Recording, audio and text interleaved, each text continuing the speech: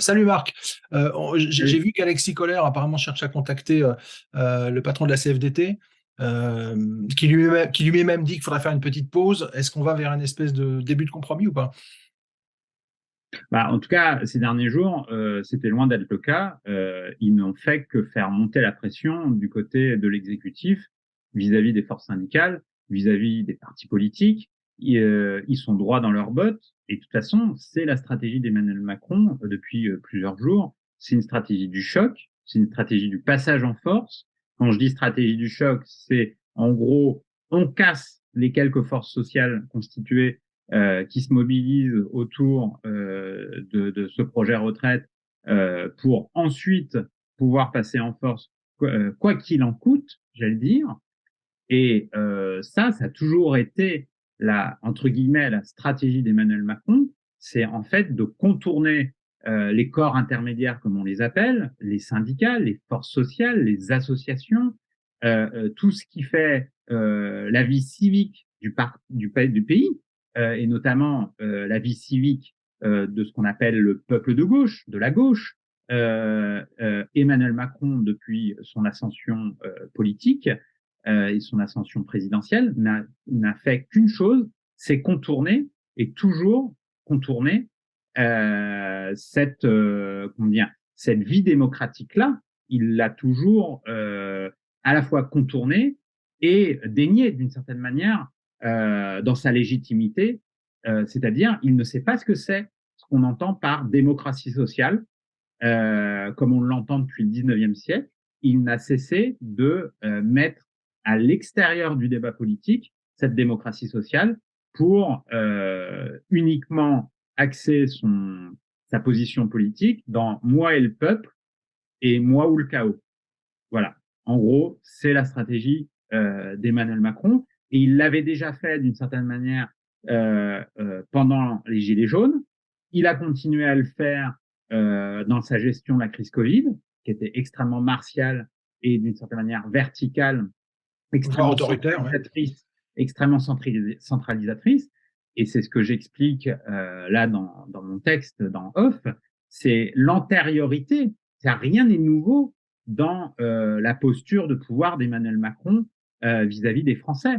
Il a toujours considéré que gouverner, c'était décider au plus haut niveau et que seul lui pouvait d'une certaine manière décider, qu'il était de cette caste-là pour décider, et il a toujours infantilisé les Français et il les a toujours rendus sujets de son pouvoir plus que pleinement citoyens.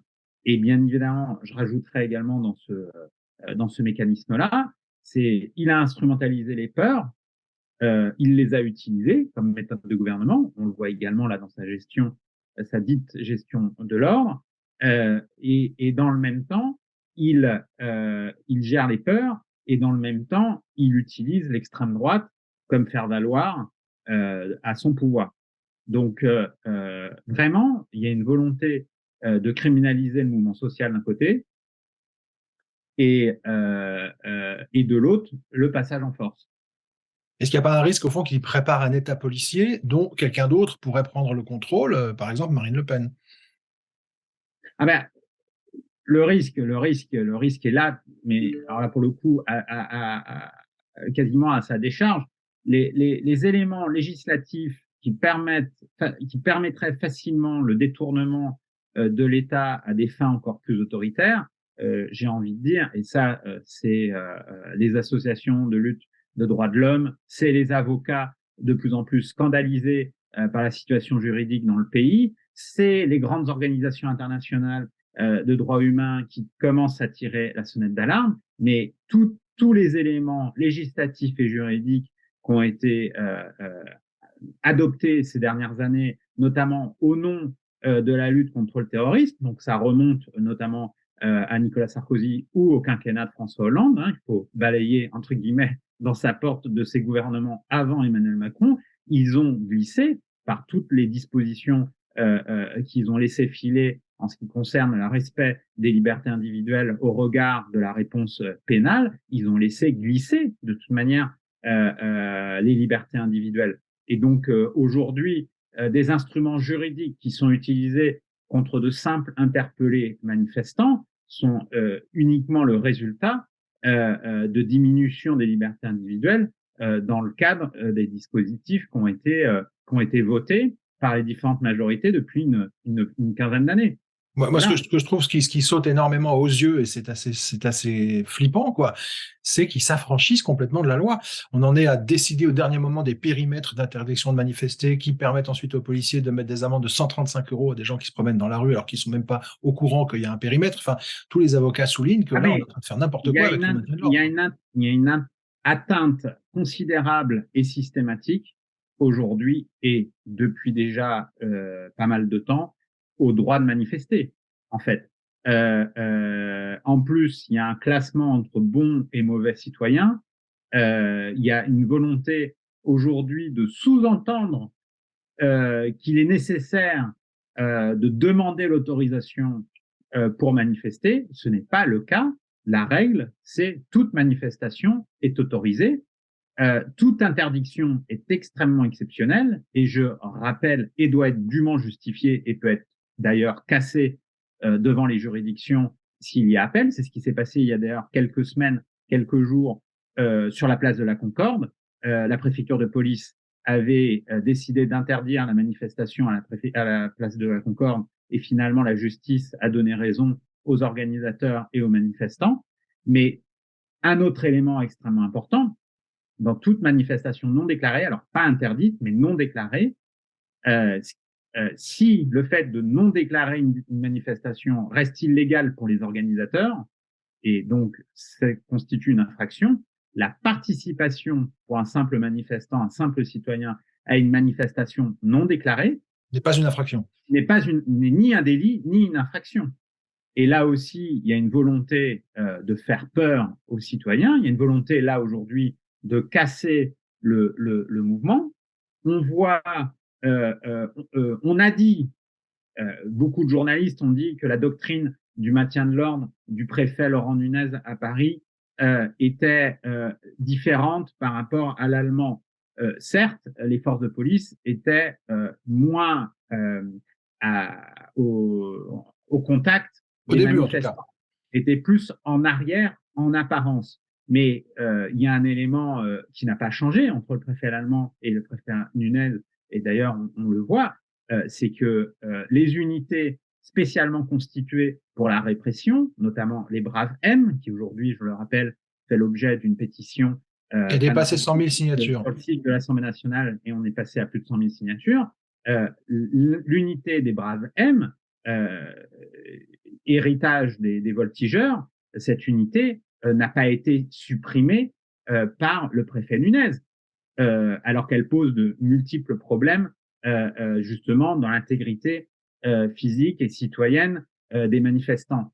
Et d'ailleurs, ce matin même, le préfet Nunez a expliqué à la radio que ces unités Braves M, il n'était pas du tout question de les supprimer et qu'elles étaient précieuses. Elles sont pas précieuses pour le maintien de l'ordre, ces unités. Elles sont précieuses pour la répression au plus grand bénéfice du pouvoir. Donc, on est sur un tout autre ordre d'idées en réalité. La police utilise des méthodes illégales pour réprimer, voire terroriser ceux qui manifestent. Est-ce que c'est pas un jeu dangereux de la part d'Emmanuel Macron? Autrement dit, est-ce qu'à force de terroriser la population, il va pas la pousser un petit peu dans les bras des plus radicaux et prendre un risque que l'émeute sociale s'enflamme encore plus? Bah, il y a un risque.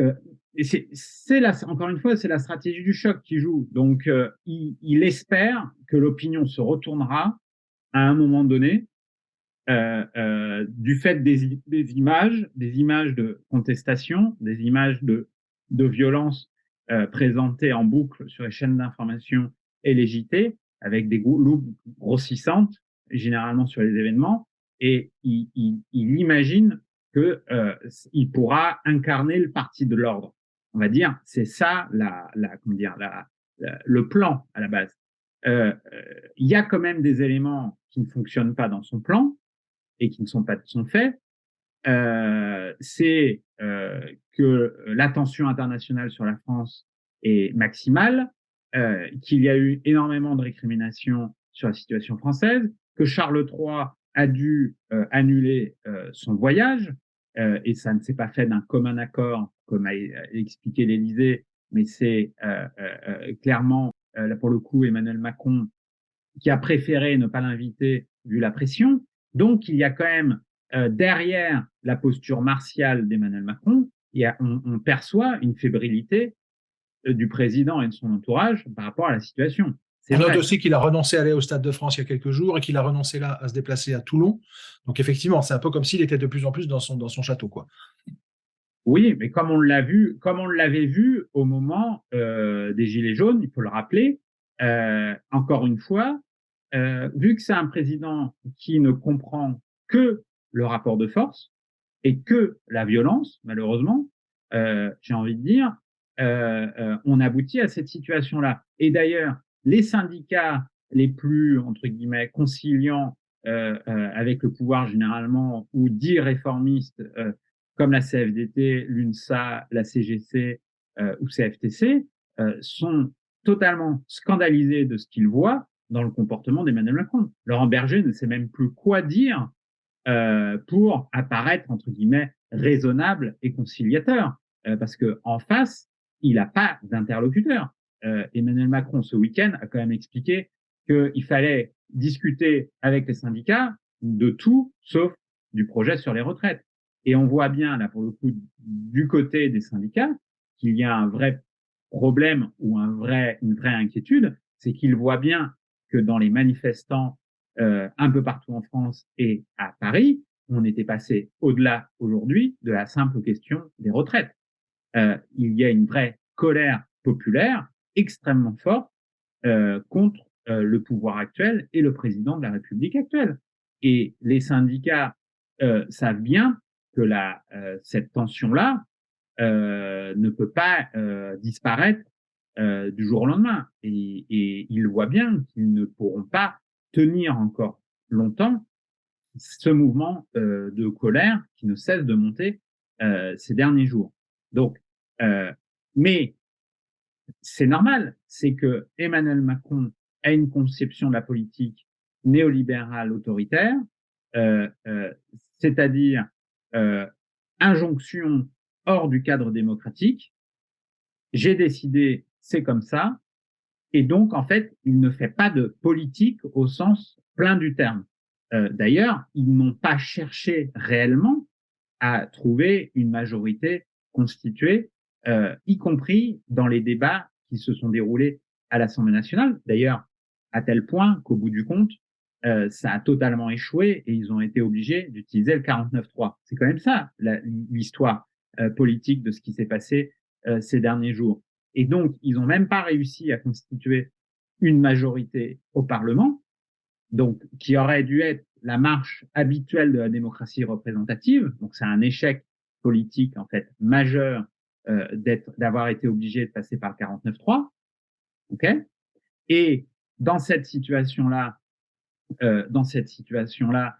extrêmement difficile, on voit bien qu'en fait Emmanuel Macron ne fait pas de politique au sens traditionnel du terme. Et donc, quand on fait pas de politique, on a de la violence. C'est mécanique. Donc, ça, c'est un élément qui est constitutif chez Emmanuel Macron parce que il l'a toujours fait. Je me rappelle d'une anecdote en 2017, entre les deux tours à l'élection présidentielle, dire si vous votez pour moi contre le Rassemblement national, c'est double effet qui se coule. C'est à la fois euh, euh, barrage républicain et j'appelle à ce que les gens votent pour moi contre le Rassemblement national, mais en plus, vous aurez droit à mon programme. C'est-à-dire, il expliquait dans son en même temps, à la fois, il en appelait au barrage républicain en 2017 et en même temps, il annonçait à la couleur que si les gens votaient pour lui, y compris seulement contre Marine Le Pen, j'allais dire, de toute manière, ils allaient avoir droit à son programme. C'est pas de la politique, ça. Enfin, c'est de la politique au sens cynique du terme et au sens j'accapare le pouvoir et mon pouvoir, mais c'est un chantage démocratique auprès des électeurs. Et ça ne peut créer que du ressentiment et que de la violence. On est bien loin d'une situation, là pour le coup, du soi-disant consensus des démocraties parlementaires qu'on peut trouver en Allemagne, en Italie ou dans les pays nordiques, cette idée du consensus. Mais elle est en partie fausse, cette idée du consensus en démocratie. Certes, les centristes adorent cette idée de consensus, mais la démocratie, c'est d'abord la gestion du dissensus, la gestion des différences, la gestion des rapports de classe dans la société. Si on n'a pas ça en tête dans la gestion de la cité, on ne peut qu'aboutir à aller droit dans le mur, surtout dans un pays aussi éruptif que la France. Donc ça, c'est la situation de Macron. Et quand je dis il est constitutif dans son parcours, c'est constitutif dans son parcours, c'est ce que j'explique dans l'article que j'ai fait là pour Off, c'est que dès le départ, dans son parcours, Emmanuel Macron a une ambiguïté dans son rapport à la démocratie et à l'État. Il est dans une posture totalement néo-bonapartiste, c'est-à-dire moi et le peuple, il y a rien entre moi et le peuple, aucun corps intermédiaire, aucune institution n'est dépassable. Toute institution est dépassable au-delà. Sur ma personne, ma seule personne constitue le pouvoir. À partir de là, ça explique beaucoup de choses sur sa manière de gouverner depuis bientôt plus de 6 ans. Et ça, c'est également un élément que même ses partenaires politiques, je pense à François Bayrou ou même Édouard Philippe, ont mis énormément de temps à comprendre. C'est-à-dire, ils n'ont pas compris qu'ils avaient affaire à un président néo-bonapartiste. L'euphémisme de ce néo-bonapartisme ou de ce césarisme, c'est il gouvernait et il gouverne d'une manière verticale. Hein, ça, c'est les éléments de langage relayés et rabâchés par les journalistes politiques. La vérité, c'est qu'Emmanuel Macron est dans une perspective extrêmement maximaliste de la Ve République et qu'il a donc un rapport autoritaire à la Ve République. Merci beaucoup Marc pour cette analyse. Tu veux me faire une petite conclusion? Non, juste pour rebondir sur ça, indépendamment, et c'est toujours la même chose, indépendamment de son caractère bravache et martial, on voit bien ces derniers jours qu'il y a des signaux du côté du pouvoir qui montrent une once de fébrilité chez le principal intéressé. Mais le paradoxe de ça, c'est pas forcément quand il est fébrile qu'il va plier réellement, si tu vois ce que je veux dire. Donc, au contraire, plus il est fébrile, plus il a peur, plus il peut être lui-même, il peut user de la violence. Il est dangereux, et puis voilà, il n'est pas certain que l'orgueil ne joue pas non plus. On peut penser qu'il y a aussi un problème d'orgueil d'homme, quoi. Notamment dans une perspective internationale, quand la presse internationale multiplie les articles critiques à l'égard de notre cher président de la République. Merci beaucoup Marc pour cette analyse. À très vite sur Off.